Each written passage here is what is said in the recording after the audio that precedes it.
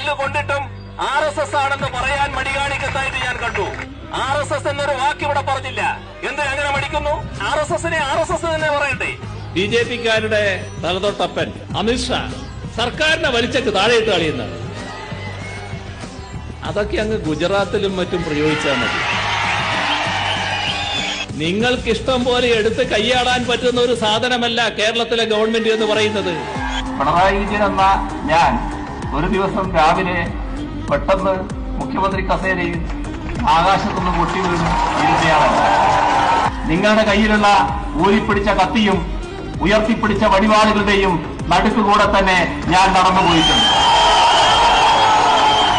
മുഖ്യമന്ത്രിയല്ലാത്ത പിണറായി വിജയനാണെങ്കിൽ ഇന്ദ്രചന്ദ്രന് എന്നെ തടയാനാകില്ല എന്നത് നിങ്ങൾ മനസ്സിലാക്കിക്കോണം.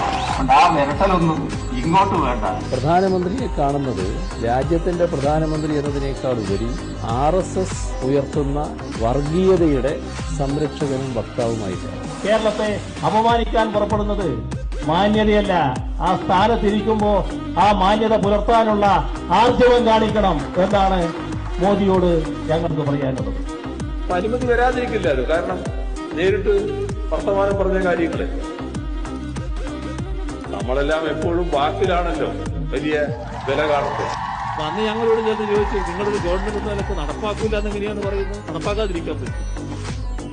നമ്മളോട് നടപ്പാക്കൂല എന്ന് പറഞ്ഞാൽ നടപ്പാക്കൂല എന്ന് തന്നെയാണ്.